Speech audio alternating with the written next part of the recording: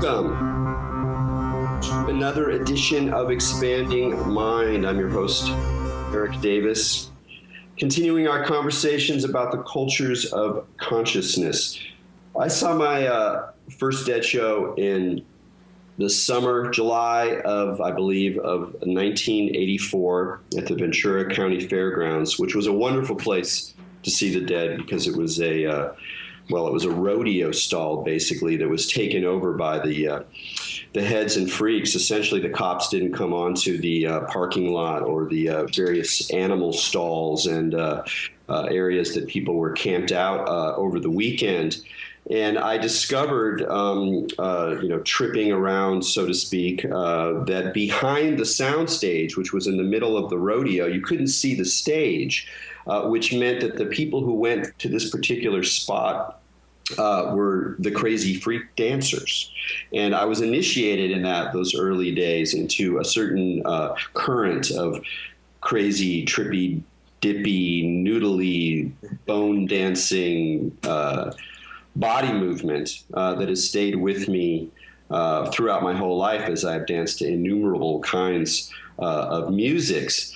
And when I went to the 50th anniversary shows at Santa Clara not so long ago, after not seeing the Dead or revisions of the Dead, reformulations of the Dead since the death of Jerry, with one or two exceptions, I found myself kind of hunting around in this vast sort of ugly coliseum for those spaces where you couldn't really see the stage, but the sound was decent. And so I had my little radar on, and I found it. I found this one little sneaky spot where there was like a triangle, like a pizza-shaped wedge of hippy-dippy freaky dancers. And I swear they were the same people. The same looks and the same eyes. And it was a really, I think for like a lot of people, it was an extraordinarily emotional experience for me, not just because of my love of the Grateful Dead and the way the Dead had functioned in my life, but the sense that in participating in that culture and initiating your body and your mind and your psyche and your soul into that culture, that there's a kind of current that you can dip into that is much larger than you, that flows in a way that I think for other kinds of people is the way that religion functions in their life. But part of the beauty of it is that it's not quite a religion. It's something else or something more, or something that's religion plus. I'm not really sure. And I want to talk about that today with our guest, Jesse Jarnow, who just came out with a really stupendously wonderful book, Heads, a Biography of Psychedelic America. I have to say I was a little envious when I first came across this book because it's the story that I want to hear and also have enjoyed telling little tiny bits of, which is not so much the thank God, the usual story of Terrence McKenna and Timothy Leary and all the big names. I mean, they're there, especially McKenna. But it's really a story of psychedelic culture, of the bit players in the scene. And Jesse covers an extraordinary wide range of tales and subcultures and scenes. And there are many wonderful characters who appear. And he does something really smart, which is to tune in on a couple of characters that, again, they're bit players. They're people that you wouldn't necessarily know unless you were kind of already in the scene, or maybe you wouldn't know at all. Some of them are pretty obscure, depending on whether you were on the West Coast or the East Coast or the UK or whatever. And he follows them through this vast tapestry of sub-stories. Characters like Sarah Matzer, who's a Guatemalan quilter and an underground LSD chemist, and the amazing Chad Sticky, whose LSD ohms I was familiar with, but just had never heard the story of, and really how important these psychedelic taggers and graffiti writers were pretty early on, in the early 70s in the Bronx, kind of paralleling a lot of the stories that we've also, heard of African-American taggers and writers early on in the day. So there's all these remarkable characters in it. But best of all, and this is where my envy disappeared because I was so happy that Jesse wrote this thing in an exuberant, goofy, rich, funny, wink style that draws much more from the legacy of the underground press and alternative newspapers and, fanzines than it does from any kind of academic or mainstream kind of history. And there's a sort of deliriously sloppy excess to it that actually brought on physical memories of entering into what he calls Shakedown Street, those zones around Grateful Dead and other kinds of related concerts where, people were selling, grilled cheese and tie-dye and, God knows what compounds. And there's a weird, otherworldly, parallel slipstream quality to it that his prose actually evoked for me multiple times throughout the reading. And so while the academic nitpicking historian of me could have used a little bit more fact checking, I also realized that is really kind of impossible with this kind of story. Having written some stories and researched some stories about the underground, about psychedelics and the weird worlds that it creates, it's really an impossible task because there's just one swirling layer upon one swirling layer, and at some point you just stop at the latest person's lore and say, okay, I'm going to call it a day and move on. It's an inevitably labyrinthine Hall of Mirrors kind of story, and that Jesse was able to sustain it for 400 pages and to cover, mid-60s esoterica with the acuity and breadth that he covers the 90s and the 2000s. Is really a remarkable feat. So anyone interested in the show, I really strongly recommend you get this book, not just for the lore and the stories and the information, and I learned lots of little tidbits that brought a huge smile to my face, but also it's just itself an artifact of the vibe. And so, go for it. So, and with that just fulsome praise at your feet, Jesse, I invite you onto Expanding Mind. Cool. Thank you so much for having me, Erik. It really means a lot to me, and thank you so much for the nice words. I appreciate it. Let's start with this question about the particular. You've written another book. You wrote a book about Yo La Tengo, important band in my life from being a rock critic in New York in the '90s, and you've written tons of journalism. But there's something particular that happens, both wonderful and challenging, again, when you write countercultural stories, especially when you get down to nitty gritty of acid distribution networks, things that are excessively illegal, and the fact that there's so much lore and shifting tales and scrambled memories. It's really quite a daunting task. So I'd love to hear a little bit about how you kept sane, how you followed the bouncing ball, like how you kind of organized and then wove your way through this mass of kind of resonating labyrinthine material. Sure. Well, so there were kind of, I guess, two aspects to that. I mean, one was kind of the organizational research aspect where I kind of kept lots of different files, just really strictly as chronologically as I could, and tried to just sort of create this sort of matrix of facts at my disposal. And so then when going out and interviewing people, these stories are blurry, they're misty. Some people are very confident that they have the entire story and they're the people who should be telling it. There are other people who are just like, oh yeah, I know like this bit and this bit. So like trying to put those things together was definitely a challenge. And, trying to, sort of keep my wits about me and like, okay, what is each person's stake in this story? How are they perceiving it? How do they fit into the rest of it? And that's sort of that narrative voice that I ended up taking on for this project really had a lot to do with that as well. With, I guess, just sort of trying to keep the ability to keep some things a little bit at arm's length from, I guess, sort of from the narrative and sort of acknowledging that some things are, facts and some things are, almost facts, something not quite myth, not quite lore. But yeah, I really wanted, you described that, articulated that very well before, that is sort of about that feeling of kind of stepping into kind of the countercultural currents. And I came into it kind of more through the literature at first. I saw that dead, I guess, when I was like 16 or 17, which was like 10 years after your first show. But for me, I had already read a bunch about kind of that world, and my parents, own the Whole Earth catalog, and my dad is a psychedelic animator and all that. So I was sort of born into it in that way.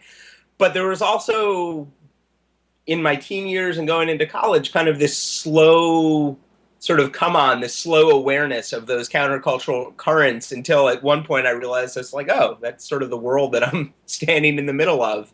And this was kind of the late 90s, early 2000s for me, when I was in high school and college, which turned out to be like the second peak of psychedelics in this country in terms of, their availability. And I just really wanted to be able to connect, the electric Kool-Aid acid test and all these, sort of classic accounts of the 60s to sort of what I experienced much, much later, and what you sort of experienced kind of in between those 2 points, which is this, continuous culture that never stopped, that really has, it leads from one character to another character to another character. And there's dozens, if not hundreds, if not thousands of different paths you can take through that. And the place where I happened to enter the culture was kind of through the Grateful Dead world. And, because of that, I think I probably have a little bit of a bias, but it seemed like a really good way to sort of to focus all these things and find this thread between characters who are, sort of, you mentioned Sarah Matzer before, who is an underground chemist and a quilter, but to be able to connect her to people like the scientists at the Stanford Artificial Intelligence Lab in the early 70s who were, raving deadheads, using kind of the ARPANET, using the proto-internet to, trade set lists and accumulate lyrics, and to be able to then connect them to, like, Keith Haring, the pop artist who passed through the Dead scene in a really, in a way that turned out to be really important to him. It just seemed like such a unifying thing, and it remains that. It just, even now, like, I just went and saw that sort of that Dead and Company band a couple of weekends ago. And it's amazing to me just sort of how much of a unifying vibe that the Dead world really creates between, teenagers and people who are sort of out on their first quests in the universe, and, people who've been doing it since the 60s, and people who are, way into avant-garde and weirdo music, and people who couldn't care less about that stuff. And it's just this big umbrella, and which is, this big tent, whatever metaphor you want to use, that it just so intimately connected with psychedelics that it's that's sort of where I went with it. Yeah, and you also chose, and because it's a good time for these kinds of revelations and details, and I admire you for not taking the easier way out of just kind of referring loosely in a wink kind of way to the way in which the Dead scene was thoroughly imbricated with the acid distribution network. And instead, you really, you got down to some historical brass tacks, and without obviously naming names beyond anything that would get anybody in trouble or just overly speculating. You also tell a history of the material itself as it gets distributed, as it appears on different kinds of media. As that media itself causes certain kinds of problems. You talk about the way that the carrier weight laws radically distorted the sentencing for LSD dealers in the 80s and 90s, and so you really are also telling us a history of the material side of the drugs, as well as the kind of phenomenology they have in people, and how that changes culture, and that obviously adds a lot of interest to the thing. Did you did that make sense to you? Did you have to kind of decide to do that in a way that maybe was a little bit wary? Where did you get sort of a support from that? I mean, I know one of your great sources here is the wonderful Mark McLeod, who's a good friend of mine and has an elephant's memory, as well as a very tricksy way of laying out the facts. Right. And he's one of your sources. But talk to me a little bit about the decision and then the work of really trying to track some of the nitty gritty in Yeah. terms of the LSD. Yeah, so I mean, so that was one of the central arcs that I knew about kind of going into the project that I sort of was planning to structure the thing around, which was that when Jerry Garcia died, LSD distribution in this country began to sort of drop off this cliff. And then there were a couple other factors around the turn of the century where it just sort of bottomed off even more.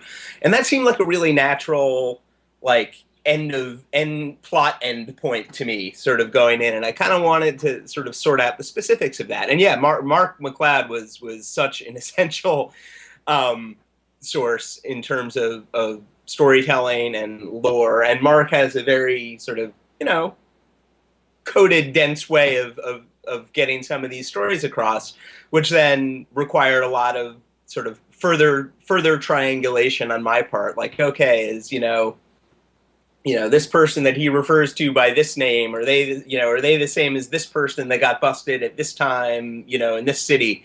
And eventually I was able to kind of like pick those things through and sort of figure out a couple of names, and not just from Mark, but from, kind of poking through news stories, which are, news stories about psychedelics as they get reported in kind of the mainstream media don't, obviously tell the full story most of the time. A lot of the time it'll just be sort of a list of defendants, and the weight or something, and it doesn't really get any deeper than that. So like a lot of that was then sort of just, going into Google and figuring out who is still around, what names people are going under, that kind of thing.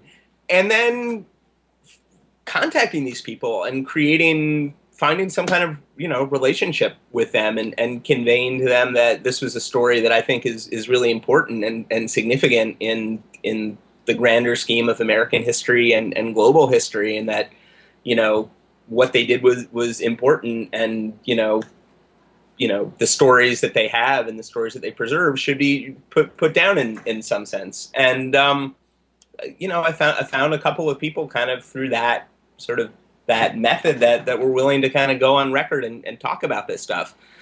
Some of them I just sort of kind of even not bumbled into, but kind of, sort of backed my way into almost accidentally. Like the people, the parkies who hung out in Central Park from the 60s into the 90s, selling LSD and making graffiti. I really didn't even know about the LSD part of it initially. I was investigating LSD Ohm, Chad, the early graffiti artist, and ended up finding this thread of people who hung out in Central Park, including this pack of sort of early to mid 70s graffiti writers who turned out to be the East Coast West Coast connection, or a East Coast West Coast connection between Central Park and some representatives of what claimed to be the Brotherhood of Eternal Love. And, I don't have any reason to doubt that. And I was kind of trying to find representatives of that part of the world, of sort of the foot soldier part of the psychedelic world, that could connect every point from the 60s up into the 90s, to find somebody who is a street dealer in the 60s, and then the early 70s, and then later on. And it took kind of, I think I probably found like the last link in that chain, which was somewhere in the middle, pretty late into the process. But that was sort of the goal, was to be able to sort of see how the network changed and how the practices evolved. There are things that, I discovered, like one of the standard moves of the Brotherhood of Eternal Love back in the 60s when they were moving Orange Sunshine around was to cut your hair and to go, completely incognito, to be able to sort of, just walk through, the airports of the world carrying whatever you needed to carry and not get stopped. And that was this piece of advice that manifested again and again through people I talked to from the 70s and the 80s and the 90s. That was things like that. And it is, it's looked at one way, perhaps from the government's way. It's a crime syndicate. It's a history of a black market. But looked at from another way, from the perspective of the people who are doing it, the people who are selling LSD according to everybody who ever talks about it, the DEA talks about this, and the people selling it talks about this. They're not like other drug dealers. They're not, maybe some of them are, stashing some money away and are okay with that, but almost universally they're in it to save the world. Like, people who are moving massive amounts of psychedelics, rarely go into that lightly. And that sort of finding that thread, that space between folklore and religion, kind of at the sort of the deep core of this ad hoc anarchistic distribution system, was something that was really, something that I was looking for, and I wasn't quite sure what it was or what what was there, but there's kind of, there's sort of a glow at the center of the acid world, and that's, I guess that's sort of what I was pursuing. It's very well timed. I mean, recently we have two different documentaries touching on the Brotherhood, the Sunshine Makers and Orange Sunshine. And they tell different parts of the story that you also tell, and it's sort of interesting how that paradox of the sort of a mixture of a very pragmatic underground quote unquote criminal network of a sort of parallel economy, a black market, is interwoven with what you call the sort of American psychedelic religion. And I wanted to talk to you a little bit about that phrase. It's interesting. I was talking to a academic friend of mine who's written a little bit on the dead. There is a sort of burgeoning, or has been for a while, a burgeoning Grateful Dead academic world, and that you're well familiar with. And he was talking about giving one paper where he talked about the dead as religion, and he got a lot of pushback, as academics say. People were saying, no, it's about spirituality, it's not about religion. And that, it's a very complicated distinction, especially if you study religion, because people like to splice hairs on it. But I think it's an important one, and then I think most people have a gut sense of what that difference is. And I, like you, think it's important to use the word religion and not just talk about spirituality, especially when we're talking about the Grateful Dead, but also about psychedelics. So I'd like to hear you flesh out, after all the research you've done and thinking about it and talking to people and hearing about their experiences, integrating your own experiences of your friends. How would you characterize this peculiar American psychedelic religion? Yeah, well, it's something that's non-dogmatic or almost anti-dogmatic, and I think that's something that's really kind of a characteristic thread that runs through all these different practices and kind of sort of sub-belief sets. One of the things that I keep going back to is that, when people talk about ayahuasca and mushrooms and sort of other psychedelics, there's a lot of times, borrowing or lifting or using practices that have been used for, centuries, thousands of years. Whereas with LSD, this is a relatively new thing in the world. And it's almost like there was a blank slate that was kind of waiting to be, filled in.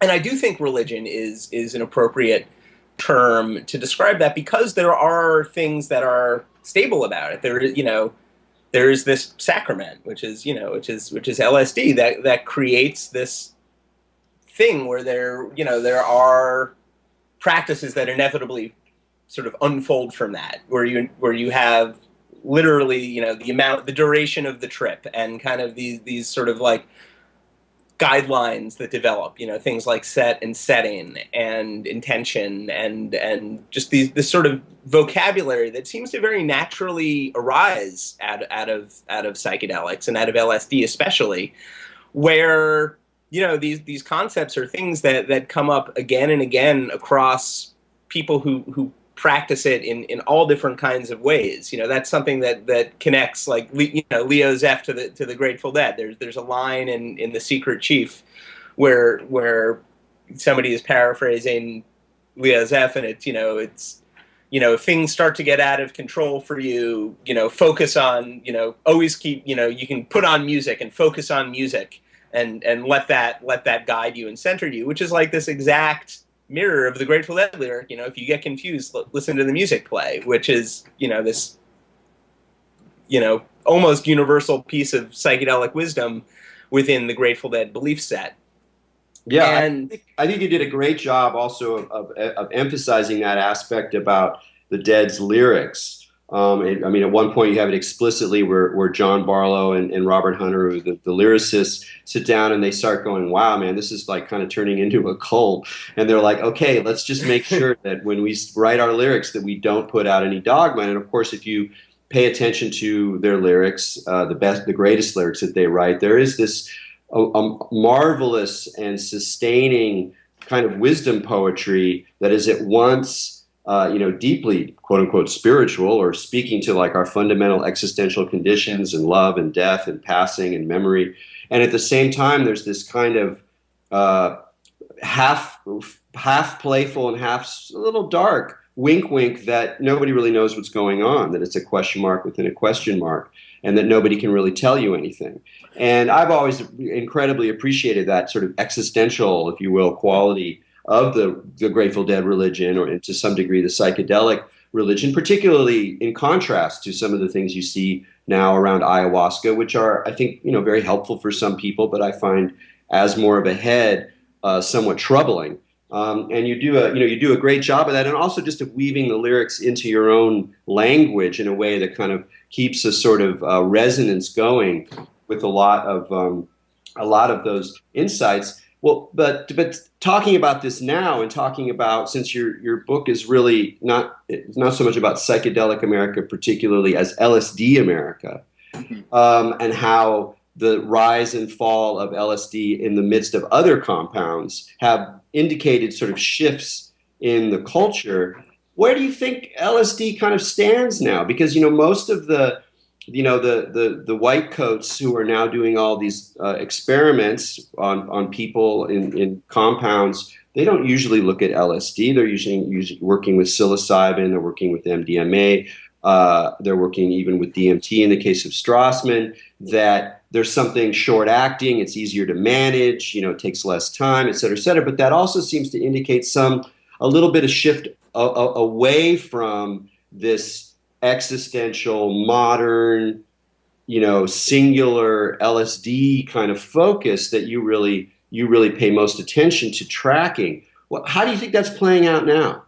yeah, I mean, there certainly has been this new kind of plurality of substances kind of in the conversation in the last 10 or 15 years, especially. But LSD is kind of it's sort of like the American elder of that scene or something like that, where I do think it's still very present. And you're right, it is something that doesn't turn up in the research quite as much as substances that are a little more predictable or a little more short lasting, as you said. But it is, there's some stuff with going on involving Beckley research in the UK involving LSD and synesthesia and studying ego dissolution. And then there's kind of the whole new move towards microdosing, which I think is actually very symbolic about where LSD is in this culture now, which is in the 60s and 70s, the standard dose of LSD was 250 micrograms, which is definitely what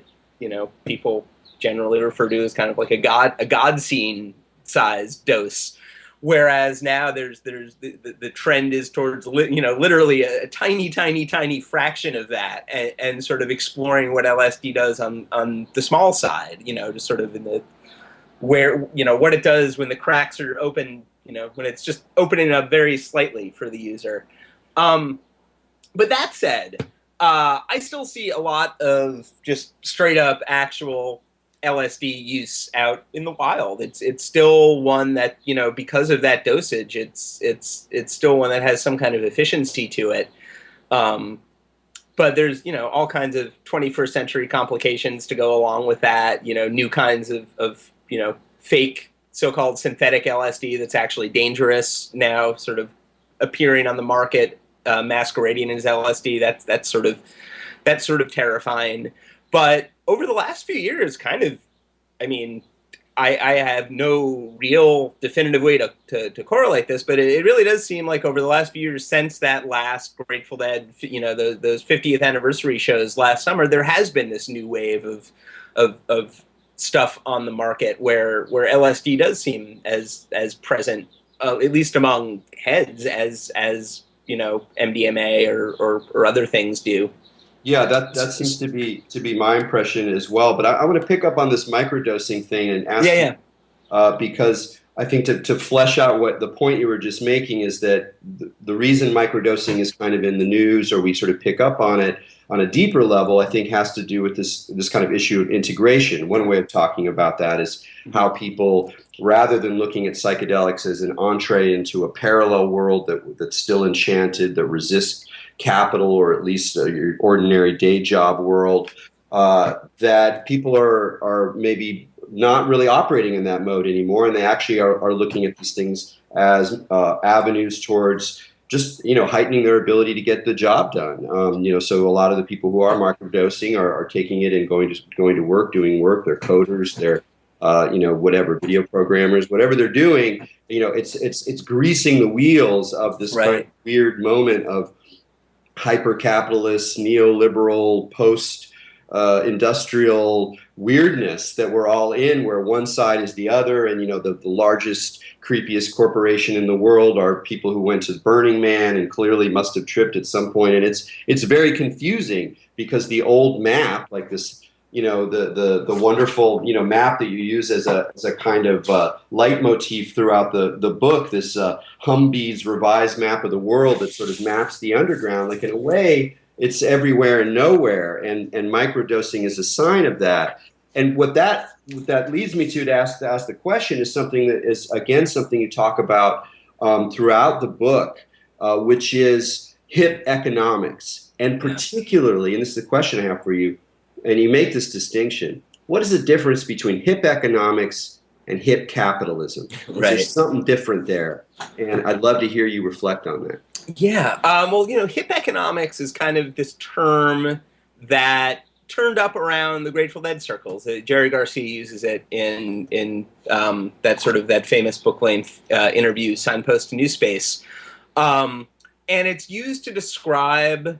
He's using it to describe a small community, and the phrase he uses is hip economics is moving money around really fast. It says the Grateful Dead get money, and then they use that to hire poster artists or people to make their instruments, and they keep that money within their community, and it moves around really, really quick. And the concept of it, as I understand it, was that it was a way to sort of pull in money from the outside world through the twin income streams of rock and roll and psychedelics, and using those two products really to then sort of fund this sort of utopian bubble inside of the broader world, inside of the broader American culture, or the broader global culture even.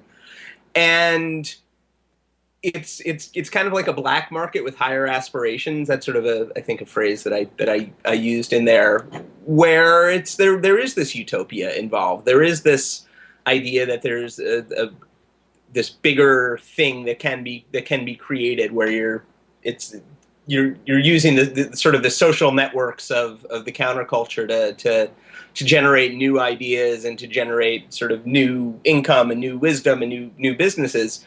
And that gets very complicated now in the 21st century. It was kind of I feel like the lines were maybe a little bit more clear then. But hip capitalism is more like, I guess, thinking about something like, Madison, advertising in the 60s, pulling in, the psychedelic vocabulary to advertise things, or to, think about, major labels signing bands, or I guess the Dead did that too. But sort of integrating the signs and symbols of psychedelia into a more traditional form of capitalism and a more traditional forms of business. Whereas hip economics is kind of about using psychedelics and using rock and roll to fund something that's sort of actively counter to that, or actively parallel to that. I think another dimension of the hip capitalism, to make that distinction, stay with that distinction, that goes beyond the sort of way it gets incorporated in, say, traditional advertising, or even in terms of maybe individuals using it to like help their own companies by having a better vision of it or whatever, which is fine, is the way is what you and I'm glad you included this in your book. While you're not largely acting as a kind of really critical of the scene, you do oftentimes add nice little bits to remind everybody that there's issues of privilege and difficult issues of capitalism. But you talk about the California ideology, this idea that Right. one of the things we're witnessing now is that we're inside of this weird mutant fusion of a kind of libertarian capitalism in some ways that wants to be freed from state control and kind of wants to be let alone to do what it wants to do, and is changing traditional work modes, moving us into a more temporary economy where everything is fluctuating, and a lot of workers don't have the kind of reliable sources of income or 401ks or health plans, and we're all kind of in this much more like mobile, flexible mindscape. And on the one hand, you have that, and then you have the way in which hippie ideas, whether it's through Google or through Apple or just a kind of general incorporation of some of this hip economics, has kind of fused. And it's a very, again, like from being a countercultural identified person who has a political brain, it's a really complicated and sometimes very confusing and sometimes disappointing point that I think we find ourselves in, where there's some people who are, you could tell the story of Burning Man, which you also talk about in very similar ways in terms of how what once was definitely the most countercultural radical thing going on in psychedelic America for many, many years is also now kind of incorporated in this sort of bizarre, alternately exciting and disturbing kind of way. And the way in which you trace that's my question, as I do my roundabout way of asking the question. That's kind of my style here, is the question of free. And you do a wonderful job throughout the book of talking about how the idea of free changes when you go back from the diggers in the hate in the late 60s, when the free meant like free food and free clothes and really being free also socially, sexually, etc. And then the way in which that idea gets changed and reframed, throughout the 70s and 80s as it goes into the exchange of tape cassettes about about how dead shows get taped, and then the taper networks form, and the importance of those being free, and how that sets up in turn certain internet-related ideas about the value of free, whether it's through MP3s or through the way in which these kinds of non-commodified communities build up. And so you have this very positive utopian story about free that's really important. And then at the end, you have this extra little thing about how, well, free doesn't quite mean the same thing anymore, because free used to be like free tape for you, and now it's like, yeah, it's free for you, but only as long as you give us your marketing information so we can continue to track you. And of course, that's right. The freeness of the internet is it's free because I'm a bee and it's a flower, it's an orchid. It's using my freeness to do something that is very different than that digger spirit of free. So I'd again love to hear you reflect a little bit, even personally for you, how complicated free has become despite this wonderful utopian line that has brought us from the diggers into the internet. Yeah, I mean it's so conflicting, and it's so bizarro to have sort of the whole notion of the gift economy kind of, or whatever lingo you want to use to describe sort of that turn.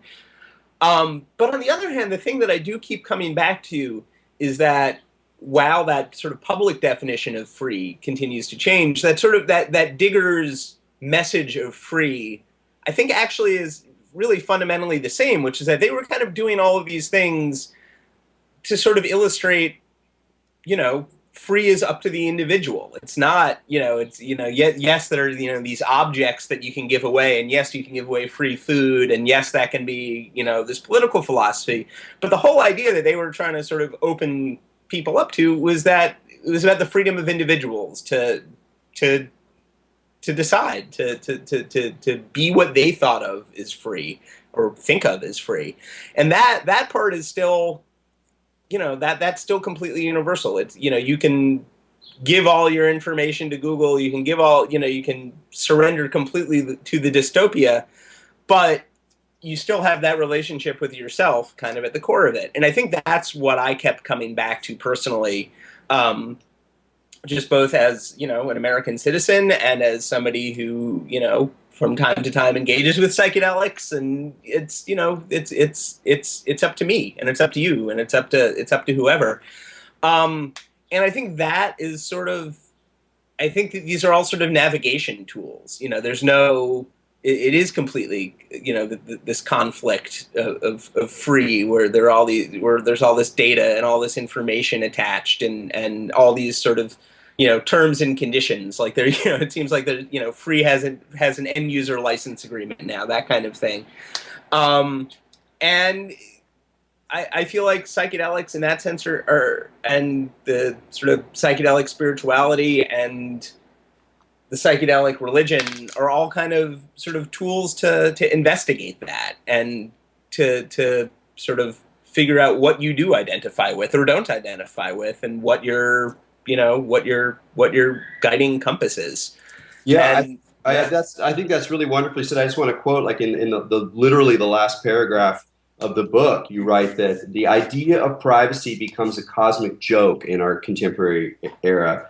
All the more reason to quest for true inner freedom, away from cyberspace's panopticon of searchlights. Dystopia is here in full, but only for those who want it. So, and there is a sense, and I've thought about that, of like, wow, a lot of parts of my life that I used to think of as being sort of private, as part of the kind of meaningful home that I have built, whether it's through friendships or culture that I enjoy or whatever. A lot of that is sort of changed. It's been reframed, and it's been kind of drawn into these larger, nameless, often invisible networks that I don't quite feel as home as I used to because of this loss of privacy. I'm old enough to really notice that difference in a way that I think people, especially people younger than you, are really just a different world for them. I can't speak for them, but for me, it has thrown me back on this question of like, well, I know that there's something else about what freedom is, or awareness, or outside of capitalism, or whatever I want to think about it, that has to do with these very profound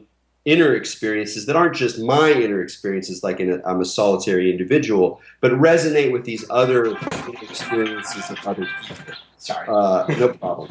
And so I mean, I think that's a really key line that you know, that you trace, and you keep you know, returning to. So what is your sense about how these things are meaningful for people now, or are used by people now, especially younger people, especially the microdosing, you know, programmers, and the people who are using it at different kinds of scenes, maybe far away from the dead, about how the meaning of LSD, or meaning of these experiences, is changing, maybe is moving away from some of the currents that you talk about? Or do you see more of a continuity of questions and humor and celebration?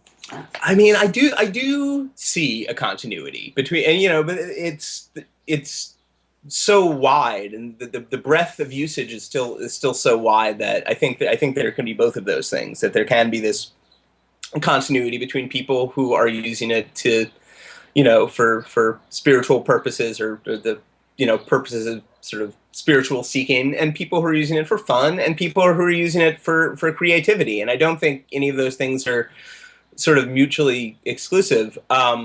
I do think a lot of people are still using it as kind of like an escape, or an alternate path, an entrance to a world that is not the same as the mainstream culture that they participate in. You know, because psychedelics are illegal, and still, you know, pretty profoundly illegal. They're still, you know, Schedule I drugs.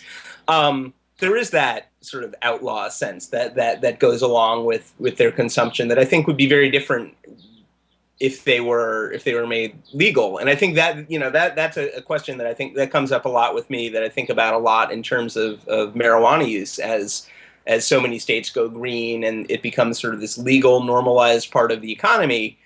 You know, that individual relationship with the material becomes becomes different as it becomes more integrated into the society as a whole. And I don't think psychedelics are probably going to become fully accepted in the same way that marijuana kind of is on the path to, it seems like. But I think that does change things a little bit there. But then I also think about sort of going back to kind of those early sort of when LSD was legal in the pre-1965, sort of some of the usages that were going on then, things like what do you call it, Myron Solorov's International Foundation for Advanced Studies or whatever in Menlo Park, where you have these businessmen basically using it as kind of a sort of a new mode of thought. There are stories about the engineers at Ampex going off on a group retreat and taking LSD together to sort of improve creativity, which is kind of like, it seems like one of the paths that we're kind of almost on now, back with microdosing. But there was a lot of attention to that in the early 60s, LSD being used as a catalyst for creativity. There's that sort of famous or infamous Frank Barron study about it, connecting LSD to architecture and, all these things. So I think that notion of using LSD to become a more productive member of society has always sort of been there. And I think now it's sort of becoming an open question again. Oh, very. Yeah, and that's really interesting to me. It's sort of coming full circle back to that.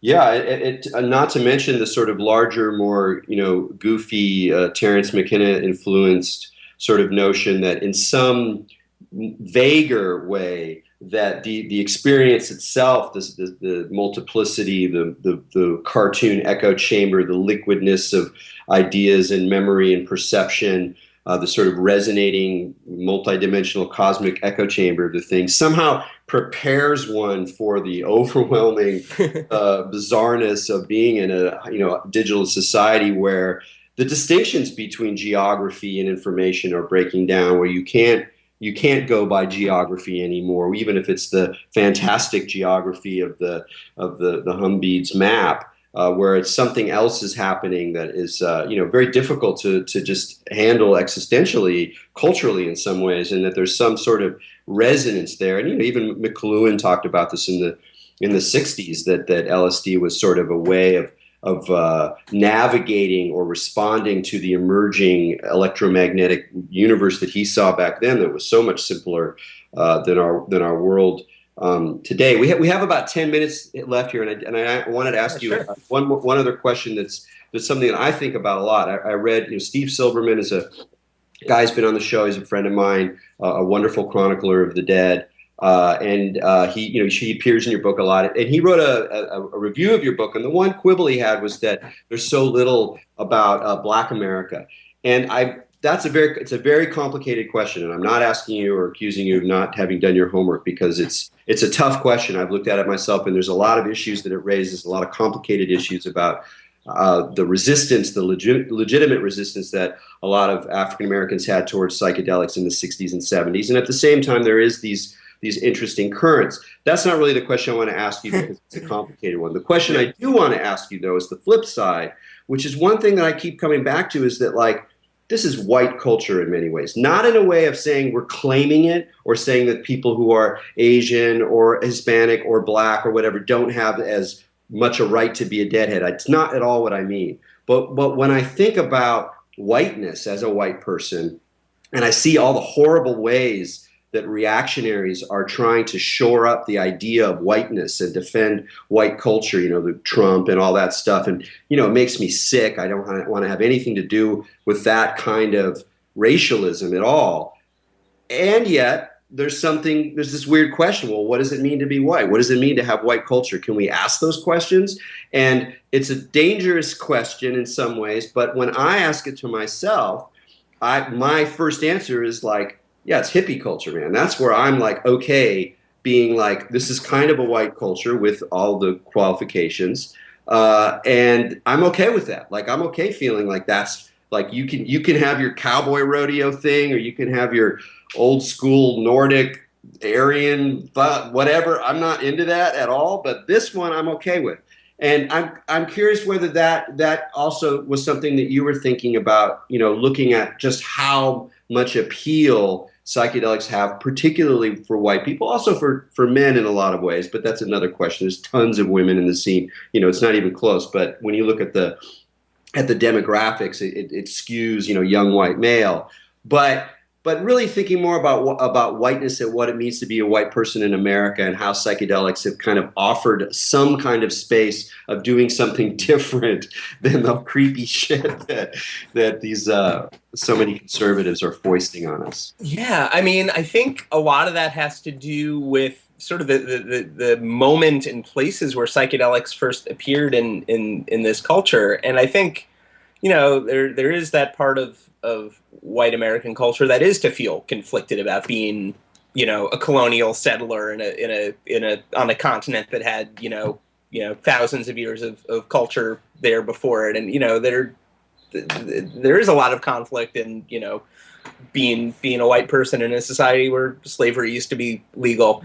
And I think psychedelics and counterculture are, I mean, you know, they're used different ways, and it's kind of an eye of the beholder kind of thing. Where you know, for some people, it is that way of making a space that is better, and it is ideal and is idealistic, and does serve a greater purpose, and does acknowledge, you know, sort of, you know, bigger things. But there's also the aspect of psychedelics that, you know, the Ken Kesey phrase, you know, turn your back and say fuck it, where it's you're going away, you're escaping from the dominant culture because you have the privilege of being able to escape from the dominant culture.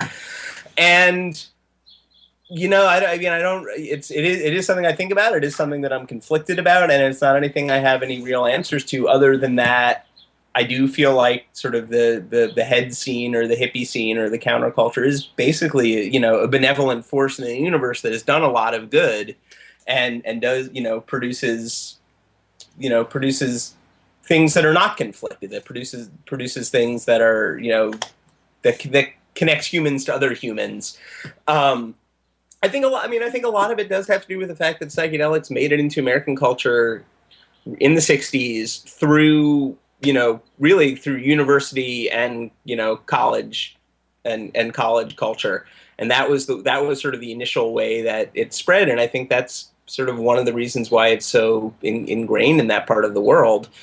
In a way, you know, you can look at other substances like, you know, marijuana. You wouldn't say that it's predominantly a white drug. It's definitely something that crosses boundaries in American culture very, very deeply. And you know, psychedelics are kind of available for people who have the space to use them, and that's, you know, having you know, the ability to have, you know, 8 to 12 hours to do something is something that not everybody has, you know, and it's a complicated thing. Yeah, well, thanks for taking the tough question. Again, I just want to say that you do a good job in the book. While that's not your goal to critique this current, you want to put it forward in its positivity and its complexity. But you do a good job of reminding the reader along the way about how certain things are, you know, do sound like forms of privilege, or they are blinkered in certain ways. And I think it's important to say that, partly as a way to bring more intelligence into the ongoing scene, rather than to sit outside of it and to write it off and say, like a lot of the critics of the California ideology go, okay, well, because the California ideology has changed the world in these dystopian ways, anything associated with these hippie ideas that have been absorbed into it are somehow corrupt or bankrupt, or we have to, you know, ignore them anymore, which is just, to my mind, a terribly simplistic and parochial, even, a way to think about things. It's a lot more complicated than that. We just have a couple of questions left, and I guess I'm saying, if you imagine, you know, let's say you're putting out another edition of this book in 10 years, and that means there's going to be another chapter now after the last chapter. What's going to be in that first chapter? What's happening right now that feels fresh or interesting, or where you would continue telling the story forward, if you will, looking towards 2020? Yeah, I mean, I think one of the really fascinating things that's going on right now is this kind of integration between all these different parts of the psychedelic world that had kind of been separate for a long time, where we now do have this revival in research that's been going on over the last 10 years, where people are now doing kind of the first basic research that kind of should have been going on in the 60s, creating pilot studies to, investigate what LSD and what mushrooms and what all these things do to people. But there's also a lot of new emphasis, it seems like, on integration and integration circles and sort of using these substances in sort of responsible ways. And just sort of, I was out in California a month or so ago doing, promoting the book, and just sort of seeing the way that psychedelics are really, it seems like, integrating into kind of that new, the new California moment that always seems to be happening. And, the vocabulary seems to be slowly mutating and changing. It seems like people don't quite trip as much as they used to. They now take journeys. There's definitely a new model of shamanism going on out there that's sort of becoming, in some places that I encountered, kind of inseparable from sort of psychedelic psychiatry, something like that, where sort of the shamans and psychiatrists are literally one and the same person. And I'm not yet I'm not trying not to come to any judgment on that quite yet, but it's definitely, it seems like a move in some ways back towards kind of the guru culture of the 60s that I think psychedelics kind of escaped in the 70s and 80s to some extent. But yeah, there are really just so many pieces going on right now that it's hard to see any kind of like one big thread. But seeing sort of the boundaries fall down between these sort of different pockets of psychedelic users is really encouraging and interesting to see. Great. Well, I think we're going to have to wrap it up there. And I sure. To say one other thing, I'm really glad that your book exists partly to give some real substance to that non-guru line of, existential psychedelic spirituality. So thank you for that. And once again, we're talking with Jesse Jarnow about Heads, Biography of Psychedelic America. Jesse, thanks for joining us on Expanding Mind. Cool. Thank you so much, Erik. I had a lot of fun. Okay. I don't know who we're going to talk to next week, but tune in to find out. Until then, keep your minds open.